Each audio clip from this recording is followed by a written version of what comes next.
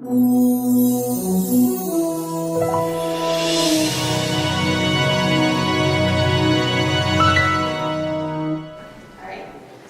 everyone. So I'm going to give just a quick update on what the Federation is doing currently and in the last year. Up on the screen now is our current board of directors. Jamie Huffman is our president, and I know many of you know Dr. Deborah Persinger, who is our executive director. So let's begin with the Model Practice Act. We have 9 representatives from state licensing boards that have been working for a couple of years on developing the Model Practice Act. They're assisted by Sally, who's our government relations director, as well as our legal counsel works on this project. We expect to launch a draft for public comment early in 2014 and hope that ultimately this will be another step towards uniformity of licensure standards. Next, onto the massage therapy licensing database. The member boards and agencies have requested a national licensing database. So we have established a database task force that have been working for several months. They're working on designing a database that meets the needs of the regulatory community. Among other things, this will include tracking disciplinary actions in case a candidate or massage therapist moves between states. So the job task analysis was done in 2013. Last year, we undertook the second JTA that investigated entry-level practice and received thousands of responses from the profession that helped determine the content of the massage and bodywork licensing exam. We also published an additional survey at the same time to investigate components of entry-level education as part of the eLab project. We work with a wonderful group of talented volunteers to develop the MBLEX. As you can see from the list of subject matter experts, both Sue Vivek and Cherie, are part of these volunteers. And we're very, very grateful for all of their help. We're always looking for item writers. If anyone's interested, a lot of our subject matter experts and item writers are educators. So if you're interested, please stop by our table next door and we'll be happy to talk to you more about that. On the screen now are the main content domains for the MBLEX. The numbers in red indicate the changes that will be occurring to the MBLEX administration beginning July of 2014 as a result from the feedback of the recent JTAs. Primarily, you'll see increase in the need to address ethics and professional practice issues that also correspond with our license renewal project that I'll talk about in just one moment. The MBLEX remains the sole examination recommended for licensure by the professional membership organization, the Alliance, and of course the Federation. This is also in line to achieve uniformity of licensure standards and professional mobility. As you can see, the MBLEX is accepted throughout the country. The states in blue all accept the MBLEX, and the colorless states, or the white ones, are at this point do not accept the MBLEX, but some of these, or many of these, are not regulated at this time. So now on to license renewal topic, or often referred to as CEs. Member boards ask the Federation for help regarding a way to assure that licensed massage therapists continue to be confident when renewing their license. Massage therapists wanted a way to renew their license that doesn't overburden them, and regulatory boards want massage therapists to demonstrate competence to protect the public. As you can see on this slide, or I hope you can see on this part, massage therapists spend a higher percent of their income on continuing education compared to the other professions listed up here. So physicians, dentists, PTs, pharmacists are also listed. According to the information on the job task analysis, 95% of massage therapists stated they would still continue to do continuing education, whether it's required for license renewal or not. We introduced a proposal and distributed for public comment. As a result, the Federation is recommending this language for license renewal standards. I'm trying to read this out loud so you can see it. Licensed massage and bodywork therapists will be required to complete 6 hours of license renewal requirements annually. At least 3 of the 6 hours must meet the state-sponsored ethics and professional practice that specifically address content pertaining to public safety. The remaining 3 hours could be exchanged for certain professional development activities, including but not limited to meeting accredited certification standards, community service, and research. The Federation is creating an online education program for license renewal, which will offer low cost and easier access for most people. We have a dedicated IT group working on technology functionality, compatibility, and accessibility. The group pictured here is sitting on our Ethics and Professional Practice Committee. You may recognize some of these fellow educators. Karen Hobson is with us this weekend too, and she's sitting on the EPP committee. This group is helping create online content and the length of the programs. Our goals for the EPP, or the Ethics and Professional Practice, is to produce quality online education to massage therapists with courses that are fair and manageable while meeting the legal needs of the regulatory community with hopes to reduce the amount of disciplinary action. The Ethics and Professional Practice course content will be based on information from our member boards with the information that they want licensed massage therapists to know. Our intent is to begin in 2014. The content will change each year. The member boards were surveyed for suggested topics based on disciplinary action. You can see some of the suggested topics listed here. So boundary violations, many issues that there's been disciplinary action for. The second part of the program, the license renewal program, is the standards program. The Federation will create standards for continuing education and professional development activities. Regulatory boards can use these standards to help decide what should be accepted for license renewal. This is another tool we're offering to our member boards.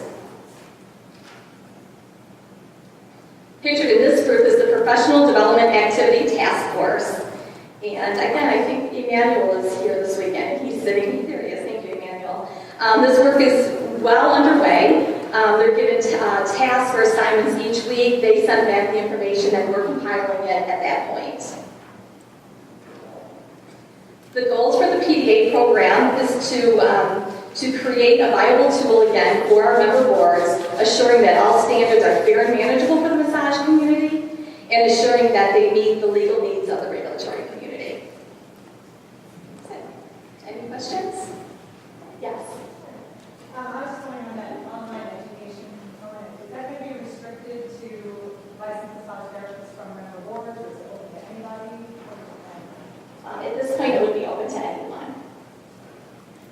Okay, I will talk to you later. Okay, absolutely. Thank you. I'm not sure if we're doing questions now, or should we're going to wait until at the end. So thank you so much. And one of the things that I just want to share that none of you need to have a PowerPoint, and it's not required, so you can just stand up here and kind of give an update of what you're doing.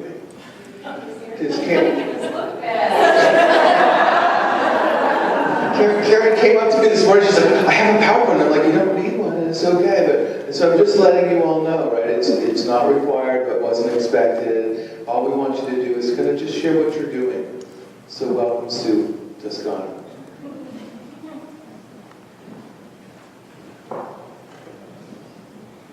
Thank you for that clarification, Pete. I appreciate that. Holy cow!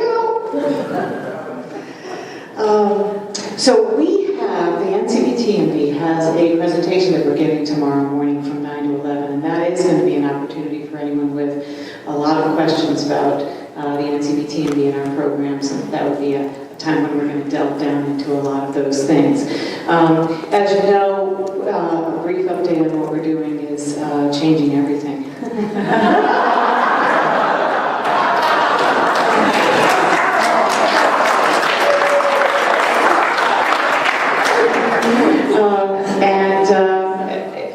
It can be confusing at times, and yet we really feel that my understanding in hearing about this was that we were going to speak a little bit about what we think about the trends that are taking place in the professional massage therapy and our organization's perspective of those. And our perspective of how things are changing really comes to our need to step up and grow into a board that approves certification programs for the profession. I certainly see that as something that is on the horizon with regard to the board certification that we currently have out there. Growing the board certification is vital to creating this advanced credential, and then having that from there go into other types of specialty certificates through the National Certification Board. Whitney's talk yesterday was very inspirational in some of the ideas that can be utilized in putting together ways for individuals to take their basic education and their continuing education and turn that into credentialing in non-traditional ways. And I'd like to see NCBTMB jump on board with putting together some programs that utilize some of those things that Whitney was also talking about. We have licensure examination products. They are on the market. They are currently being used in 38 states and the District of Columbia. We have our board certification, which we are growing little by little. Every day I call up and I say, so how many do we have today? Because we have more and more all the time. And we are always encouraging individuals to check in with us about what you would need to do to become a board-certified massage therapist. And then we have our approved provider continuing education program that we have done some revisions to and we'll be talking a lot about tomorrow. It is unfortunate that at first the APCE program went out with a lot of requirements that we are not going to be working with. And so tomorrow you'll see that the APCE program is revised to a level that is meant to improve the standards of continuing education. All of the changes that we've made obviously are to increase the standards and improve the education and improve the opportunities for credentialing for massage therapists. That's what we're here for. So thank you for your time.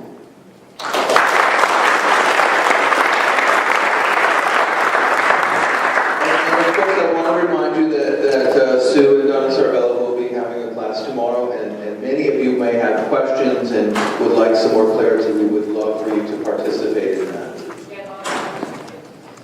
And then also, FSMTB has a booth. We will have some question time, hopefully, at the end, so we have mics here that people can answer. And so I want to introduce my friend Ann Williams. Welcome. I'm Ann Williams. I'm ABMP's Director of Education. So my focus is always on our education department. We have a 7-person education team. And the focus of our team is to create support and to support students, schools, instructors, and our professional members as it relates to education. Now, our organization, in terms of what we've been facing this year, our big challenge is we changed our database this year. And so we had to move all of our membership to this brand new system. And that was quite a challenge. It was really, none of us had the tools we needed to do our jobs. That transition, even though we were well prepared for it, was quite a struggle. And our organization is just now kind of crawling out and sort of figuring out what the world looks like on the other side of implementing NetForum. So it's a great place to be because we're seeing the light now again. I think that our organization really is focused on supporting its members in very practical ways. We try to create resources that we think will help now. And that approach has definitely been a main focus of our education department. So we're looking at what can we do right now to support instructors. We have an Instructor 101 program where every other month we offer a webinar that's really on a core educational topic. So for example, what exactly are learning objectives and how can they be used effectively for instructional design? What are the different learning paradigms and how might I use that in my massage classroom? We also have a number of resources that we create for students, and we're actually in the process, all of those resources I created when I first came to ABMP about 7 years ago. So my next project is to completely revamp those, and I've been getting really excited about what the student looks like 7 years after the day I started with ABMP, and how we better address that particular student's needs.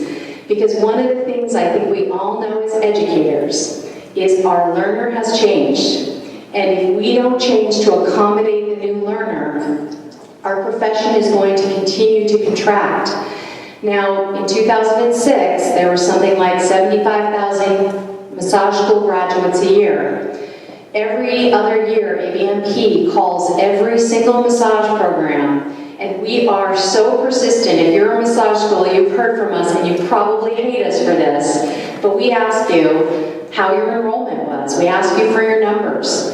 And what we know is that this year, we graduated about 43,000 massage therapy students. So that's a pretty substantial decline. So I think our organization, in combination with other organizations, we're looking at what is happening to our profession and how can we respond in a practical and positive way. We've got a number of big long-term projects on the horizon. Do we need these projects? We absolutely do. But I think we also have to start looking at what makes our profession attractive to today's potential student. It's a different person. It's a different person than we were attracting 10, 15, 20 years ago. So I think we have to start looking at what can massage give as a career now, and how do we communicate that effectively. So I know that's something we talk about a lot in the lunchroom and in our offices. So in terms of trends, we're doing what we've always done. We're doing our very best to support our members. And we're also playing a very active role in working with all of the other organizations who I'm so happy to call my friends and colleagues, especially my lovely Cynthia, who I have adored working with on ELAB. I think you've seen AMTA and ABMP working really closely and happily together for the first time in the profession's history, and that's only going to be a good thing. And I love all of you. So here, together.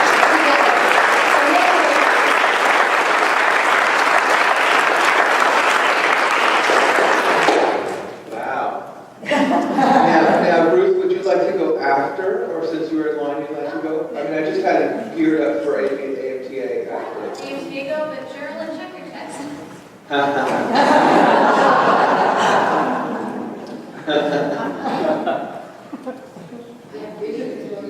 You have issues. Okay, now I also just wanted to acknowledge, like, here is the coalition of national massage therapists.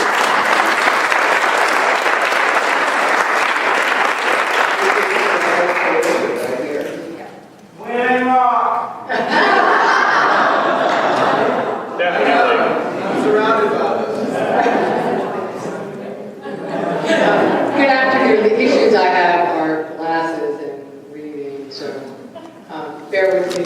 You know, Anne talked a little bit about the trends that schools are facing, and so I don't need to repeat that. But one of the things that we're seeing in general is that consumers are using massage less. And so we're taking a look at that. The other piece of that, though, is that in healthcare, they're using it a little bit more. So just in general massage, we notice that it's down, but in healthcare, we're still seeing that the trend is about the same. So AMTA is actively promoting massage to the public.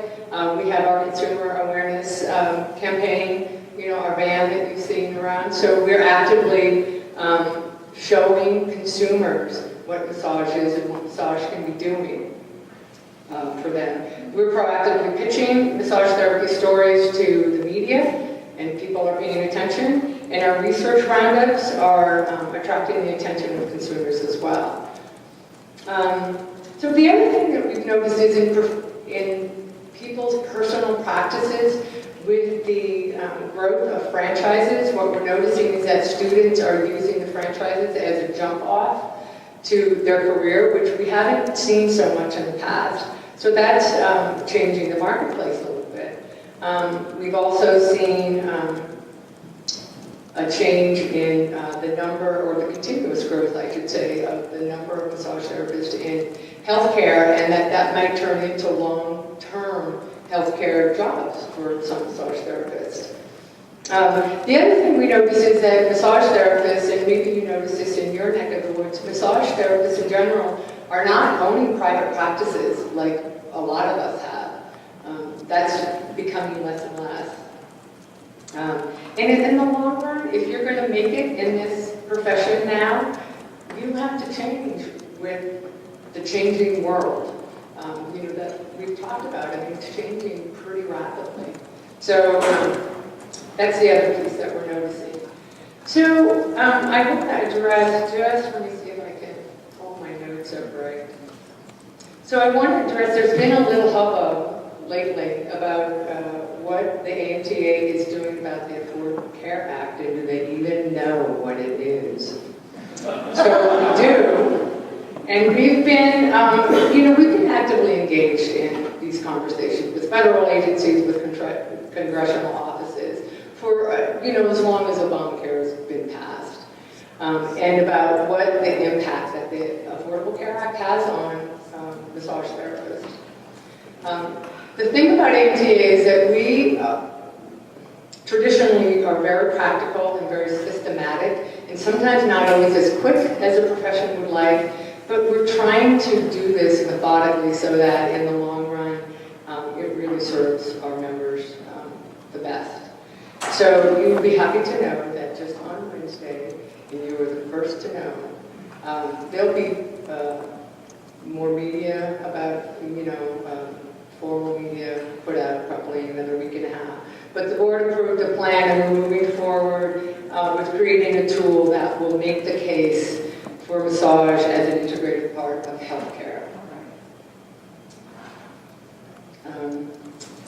As we've been talking about, Judith talked about, that the implementation of the ACA in each state might look really different. So this tool that is being created will help the chapters in their states as they go to start advocating for the massage therapist to be a part of the accountable care organizations and the patient-centered medical home. So that's just brand new off the presses. But know that we want what you want. We want our therapists to be working. We want them to be in healthcare. The pacing of the rollout for this just seems a little slow for some of you, and I just hope that you be patient with us. We're happy. There's probably about 3 or 4 board members, 3 board members here, Nate Nordstrom, Jill Ribeiro. Monica Love is here as well from the office. And if you have individual questions for us, we're happy to talk to you, a little bit more about this if you guys have questions. Thank you.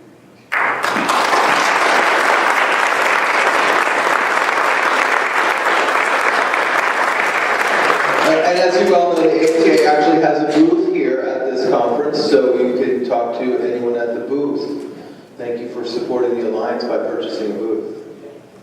Yes.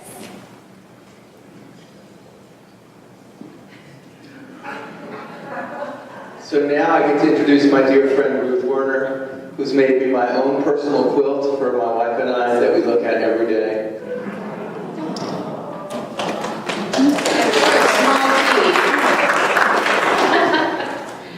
Actually, Terry, Lenore, and I are now talking about doing a team project as a fundraiser for the Alliance for next year. So I can call it a positive response. Thank you, everybody. As Pete said, I am Ruth Werner. I'm the president of the Massage Therapy Foundation, and that is a thing that I say with a great amount of pride, and I will only get to say it for a little while longer. I would love to take this moment to introduce you to our president-elect, Geraldine Cameron.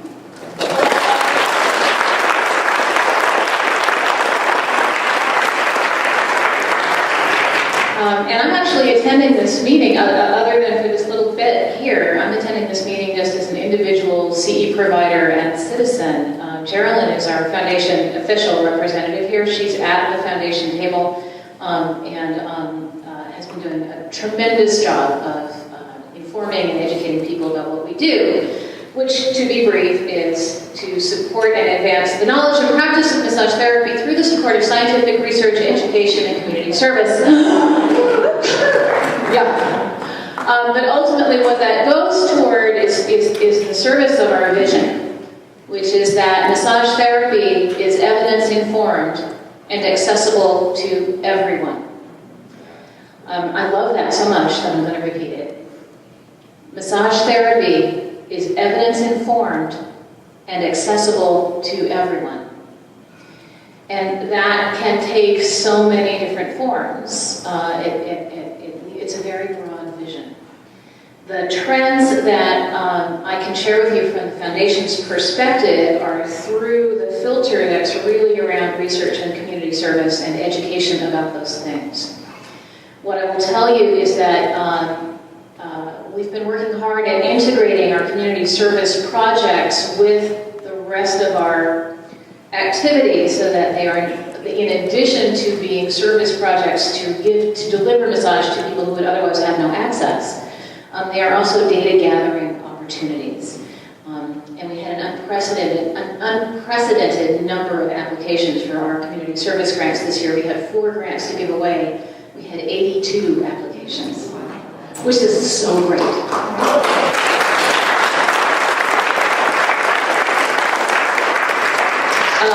Our educational efforts continue. We did a wonderful conference last April, the International Massage Therapy Research Conference. And many of you who are here were also there, so it's great to see you again so soon.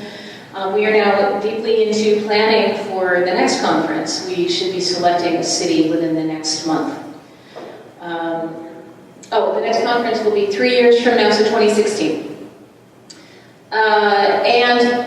The only other sort of general perspective that I can share with you from the Foundation's point of view is that we are having some success with our goal of helping every massage therapist, not just the people who are already interested in research, but other people who don't know yet how grabbable research results are. And we're really reaching out and helping people to understand that what happens and is published in language that appears to be abstract and far away and unusable makes a difference in whether we can earn a living. And while the Foundation does not get involved in government or policy issues, we are an excellent source of information that can help form opinions and points of view. And we helped with the creation of the Essential Health Benefits document that Janet referred to this morning in Washington State. And we'll be very happy to help anyone else who wants to learn more about how to find research, how to make sense of it, how to use it for your purposes. So please use our resources.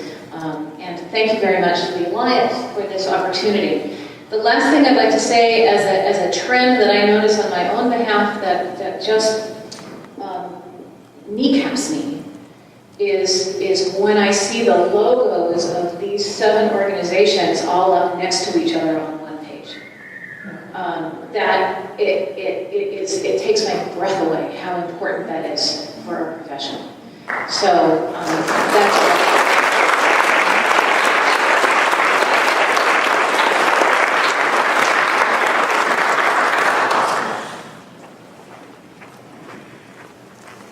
Last but not least, yes, Kate Zalowski. I won't go through your whole name. Thanks, Kate. It's not my first pet's name. My name is Kate Yvonne Henri Zalowski.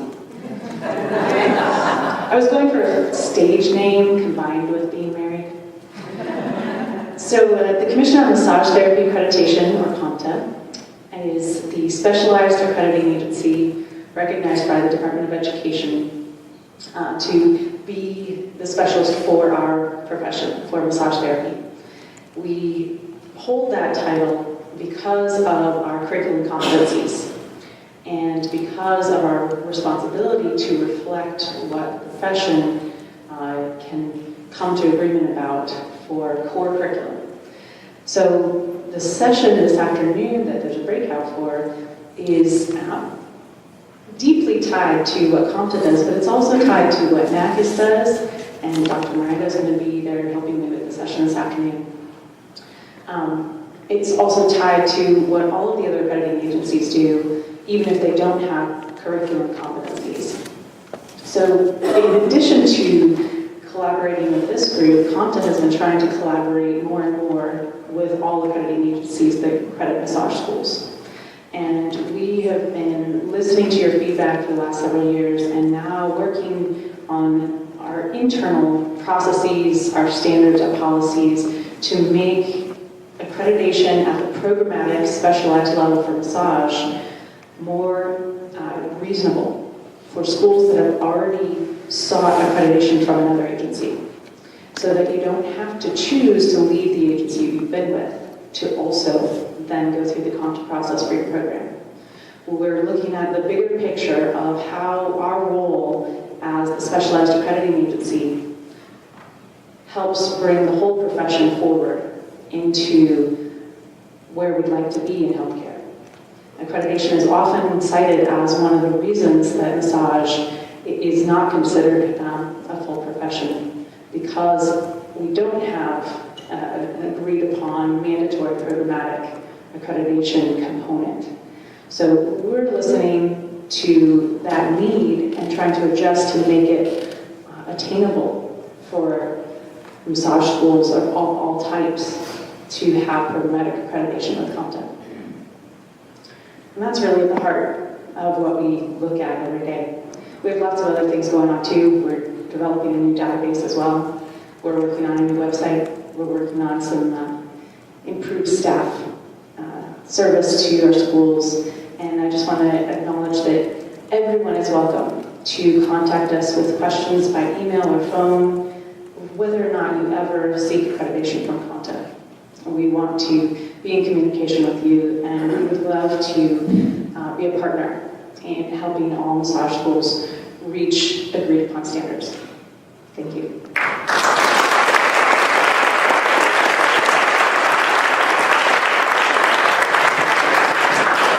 So one of the things I'd like to do is open up the floor for some questions, and I know that that would be a nice opportunity for some of you to have those addressed.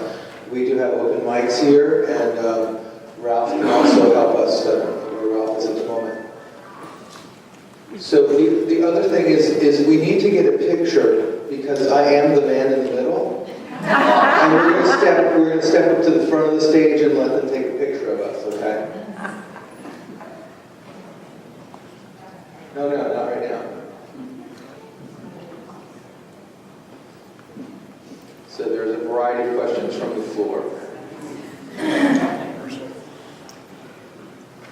Hi.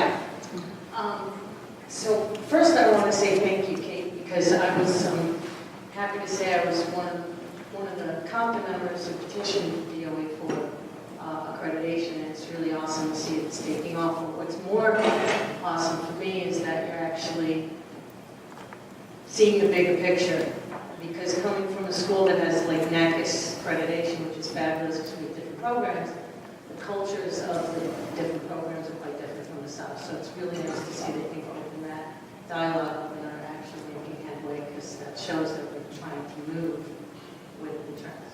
Thank you. My real question is, and I hope I don't sound really stupid, but I am so confused about NCB certification and other tests. Netflix.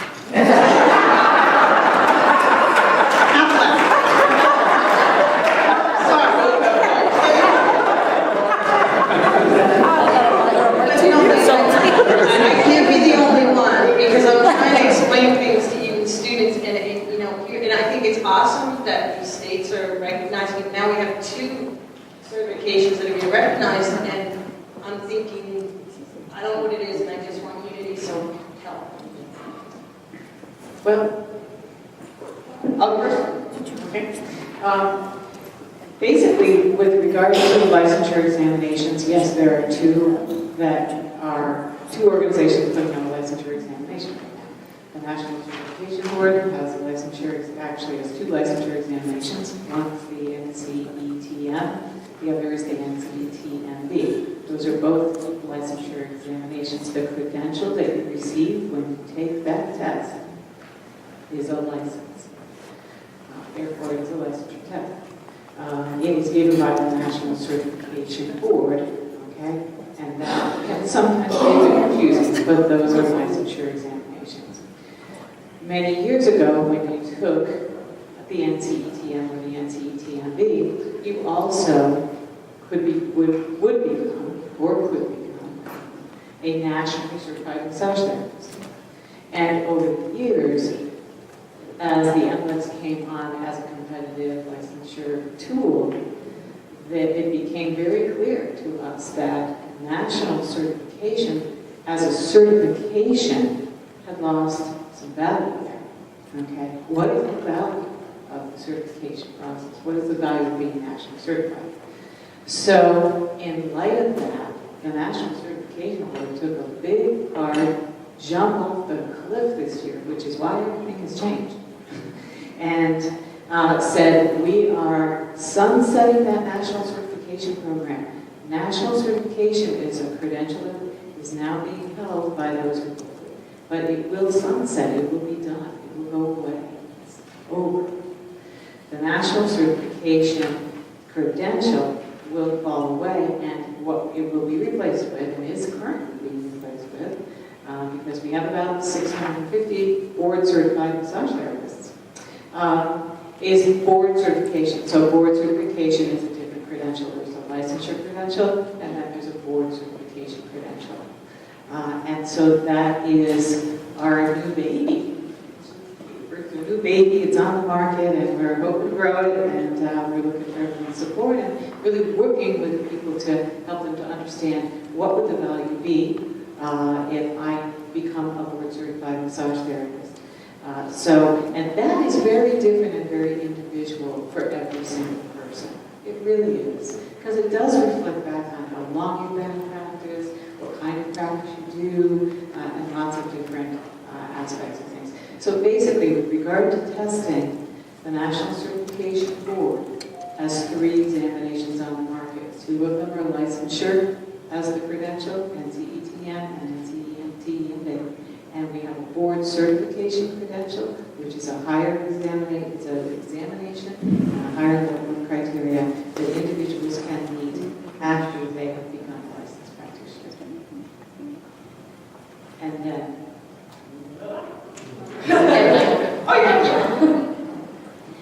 The NCLEX is quite different because it is not a certification exam at all. It's strictly created as an entry-level licensing exam. If your state is a member of the federation, the states own the NCLEX, and the states are given, the board of directors of the federation tasks. So the states actually own the NCLEX and drive the exam. So it cannot be used, it will not be used. It's not created or designed to be a certification exam. It's strictly an entry-level licensing exam. Another question? Ralph? Ralph gave me the microphone. Oh, I'm sorry, yes, there we go. Lauren, there we go. I have sort of 2 questions. The first is for Karen about, can you just say more about what it means that FSMTB will regulate the CE? I imagine that it just, because you had quite a compressed amount of time that you couldn't go into it, so I would love if you went into it. And then, am I correct in understanding that nobody's really in charge of CE, like real soon? And who, is my understanding that NCTMB is sort of trying to step away from that, and is that true, or is that process going to be the same?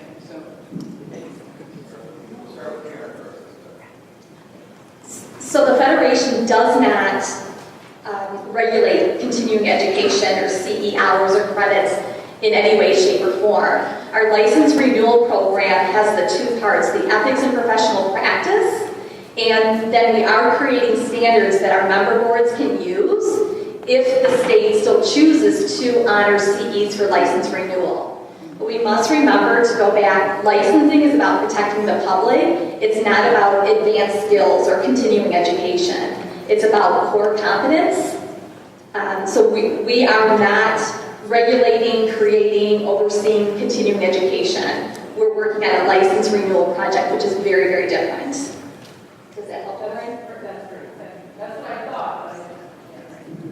And that is, and that program can and is going to develop without affecting the fact that NCBTNB absolutely is 100% devoted to continuing education for professional development. We've made a few changes to the APCE program, but we are in no way stepping back from doing that. We are stepping up into making sure that there are not only approved providers and continuing education providers for classes at a licensure level, for professional development, but also for the board certification, which will have a recertification process. And so that's why our APCE program has really been under a lot of revision, because we need to have classes out there that qualify in the category of continuing education for board certified massage therapists. So both of them. The Federation, I just want to make sure it's clear, the Federation supports continuing education, but not the license renewal. So let's make sure that's clear. Did that help you, Lauren? And Ralph, did you pass the mic to someone else now? Yeah, I'm a different hat, and I'm not a shill, but I figured I'd ask this question anyways. Ruth, by any chance, does the foundation over at the next room at their booth have envelopes where people can sign up to make a recurring monthly donation? Just a small amount that they wouldn't even notice was gone from their account. Is that something that might be possibly over at the booth? Gee, what a thought. I believe we do. We do have donation envelopes over there at our table in the next room. And I'd also like to just put out there that I've done a little bit of math, and if every person in this country who called themselves a massage therapist donated the value of one massage per year, we would be granting out over $10 million a year. That's an easy message to share. So, if you haven't been a donor, we'd love for you to become a donor. A one massage a year, whatever that looks like for you, would be a great place to start. You will certainly take less, and even happily take more. Thanks, Bob, and thank you, Bob. Great question, Bob.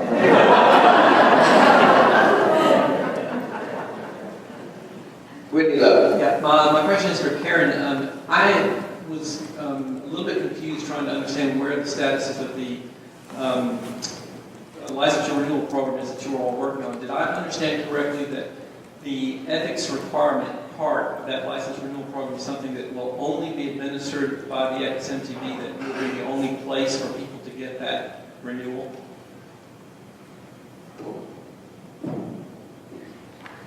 That's correct. We're creating online modules that will be available for therapists throughout the country.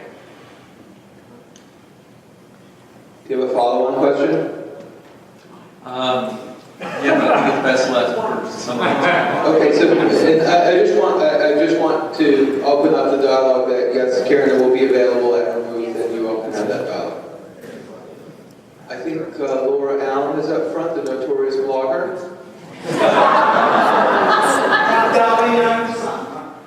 Can you bring the mic to the notorious blogger, please? So I want to ask Karen also when, number one, I will make just a comment before I ask her. This is something that in almost all states is going to require a legislative change. It's not like you can just jump in there and suddenly start doing it. Is that correct? And so the question there is, to follow up what Whitney said, if the only ethics education is going to be what the Federation has up on their website, then how do you feel about what that does to people like me and the other folks sitting here who teach professional ethics? And is everyone going to be reduced to giving up that classroom interaction there with their ethics in favor of something that's only online? At this point, as far far as our program has gone to this point, it will be online. Again, we're just creating modules, and there's a lot more, I feel, that to teach about ethics than these 6-hour, or they're going to be 2 or 3 hour modules. So I do believe, Laura, that there's other parts of ethics that can be taught that won't necessarily be included in these modules that we'll be offering. Now, we have talked about doing them online. We've talked about, it's nothing that we're doing at this point, bringing them to conferences as well. So we've had comments from therapists that don't have access to online, maybe in a rural area or something. So we're hoping that there's other options in the future as well. Yeah, well, yes, absolutely. I just wanted to add, maybe, because this is a part of the presentation for tomorrow for the NCBTMB, but it's about this topic, and this topic is on the table, and everybody's listening. So I wanted to let you know that with the board certification credential, the recertification of a board certification credential, that requires continuing education. It'd be 24 hours of continuing education over a 2-year period of time. We had originally put out that the requirements for that is 24 hours would include 3 hours of research, and then it had some limitations around 1 and 2 hour period of time classes. We are revising that as a board of directors to say that there will be 3 hours of research, and based on feedback from the profession, we will have the required 3 hours of ethics. So we are going to have 3 hours of required ethics as a recertification for board certification, and simply because it's about the same subject matter. I hopped on the back of your answer to your question to put that out so everyone could hear that, because it does have to do with opportunities for ethics teaching within the profession for continuing education. Mr. Lauderstein. I'm just not clear. I don't teach ethics, so I have no particular stake in this, but it sounds like there's a sense in which the Federation is kind of taking ownership of a certain curriculum segment, albeit, I understand that one can teach ethics for longer than 3 hours, but it's unusual that any organization would kind of monopolize that thing. It's not exactly restraint of trade, but I have mixed feelings in hearing about this. It's the first time I really kind of heard that announcement. So, just want to say that. Karen, would you like to share or follow on? Again, as I mentioned earlier, we're tasked by our delegates.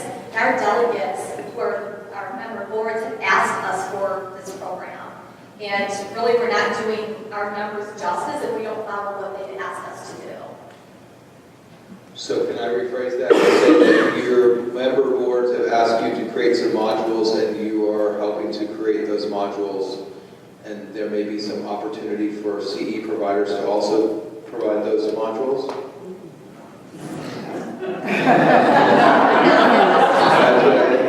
Okay. Just want to get clear on that. I guess, Pete, I would like to add, I'm sorry, but when our delegates first asked for help, they actually asked for a continuing education program to be overseen and operated by the Federation.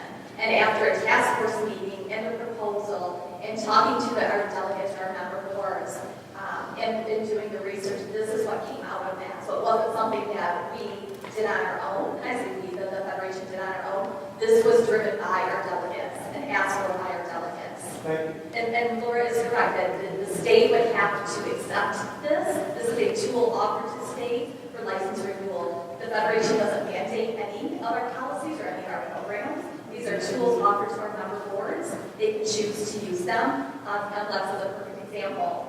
Before that was created, the states had a choice, or excuse me, once it was created, the states had a choice to use NLEX or not. But you might have just answered what I was about to ask. But, so what I'm thinking, I understand, is that you're going to be taking this to each state, legislatively the same, for renewal of your license in, say, South Carolina, which we require what you're suggesting as well, 12 CEs every 2 years, that instead of allowing them to go to an NCBTMB approved provider and have freedom in whatever they take. We want them all to take 6 hours, 3 of which is ethics only online through you. And the other 3 could be a 3-hour class, again, I think, online through you, or a community service project or something else that the Federation approves. But it basically all goes through, if the state agrees and adopts it, it all goes through the FSMTV. The Federation isn't approving any of the professional development activities. We're creating standards, which the states can use as a tool to approve if they choose to. But you're creating standards, but you're also going to be the conduit, the avenue to which all the therapists in the state of South Carolina, for instance, if South Carolina adopts it, would have to get their CEs for renewal through... Not CEs, only for the ethics and professional practice. That's what we're developing. The other part is the professional development standards. Those are a set of standards. So your state may choose to adopt the standards to determine what those professional development activities are. Okay, so only 3 CEs every renewal. We're recommending 6 for license renewal, a minimum of 3 in ethics and professional practice. The other 3 could be also ethics and professional practice or professional development activities. So I still hear you saying though that the state approves it, it would go through you. The ethics and professional practice only.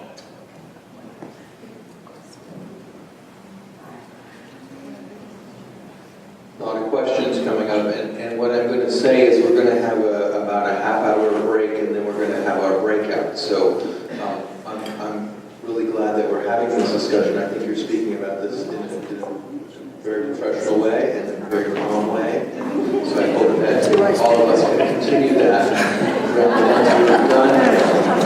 Mr. Zeus. I'm a little concerned that you brought that up right when I got the mic.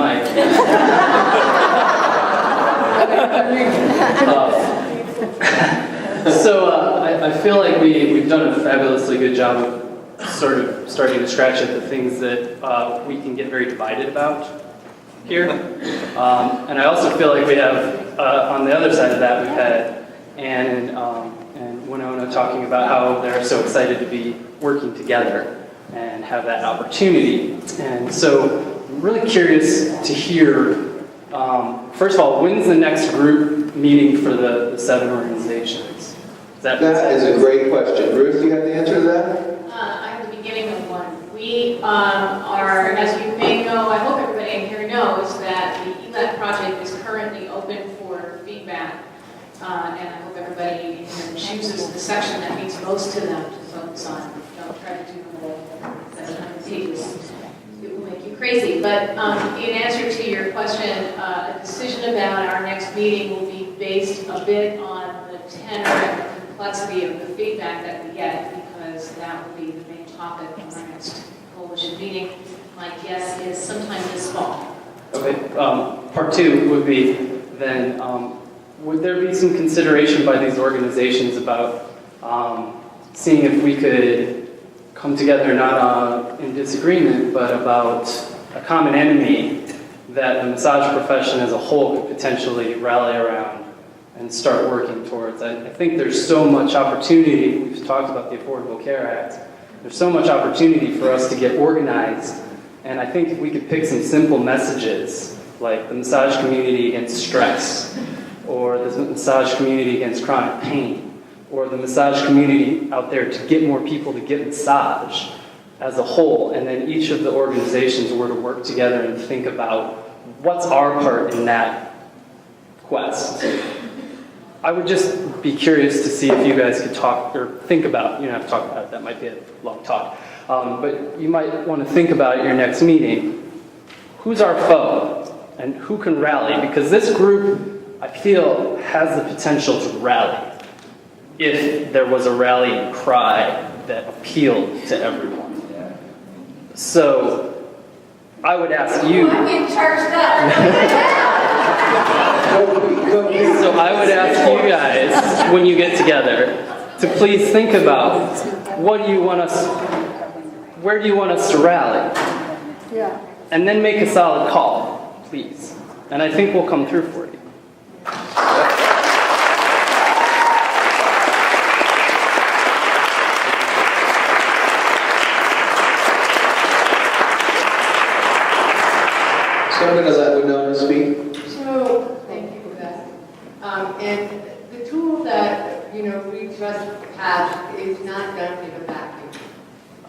just so y'all know, this is not going to be done in a vacuum. So they're absolutely inclusive. So I want to just take maybe one or two last questions. Feeling pretty pertinent. I know Ben has been raising his hand for quite a bit, and there's our Cynthia. Let's do two, okay? And then we've got to take a break and see the vendors, and then go to class. So we've been talking about working together and as organizations sharing the market and allowing everybody to succeed instead of providing something only through our own organizations. The hard time that I believe we're all having in this room, and I don't like to speak for everybody, but the hard time I am having, so I'm trying to remember how to communicate it to the 3.5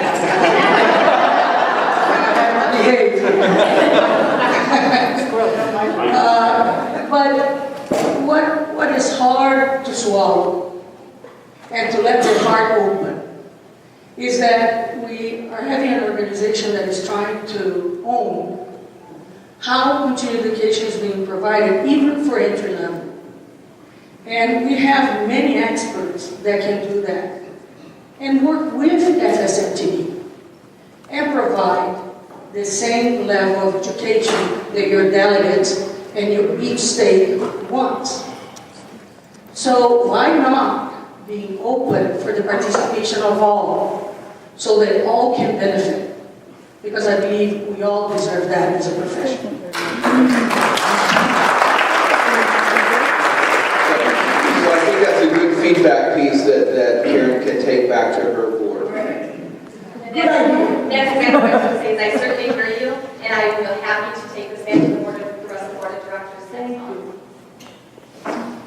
So, two things. I want to say that I've been in this profession a long time, and seeing you women up there, and you two people, having the organization work together is a kind of a dream of we never actually thought would happen.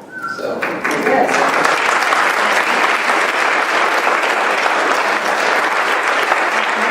but I kind of agree with this controversial thing that's been happening here, and I'd just like to make sure I understand, just to paraphrase what I understand so far. What I understand is that the state could require a therapist to take your 3 CEs in ethics, or they could require some ethics by anybody, including you. Is that correct? That's correct. The Federation would not. The state would mandate, not you. That is It's just correct. a thing. The Federation doesn't mandate anything. The state is in charge. The state could not. Does that help? Yeah, and I'm with them. Tell them to open it up. All right. So what I would love is if the 7 of us could get a picture. I think that would be a great thing. I also love this picture, Ruth, up at the top.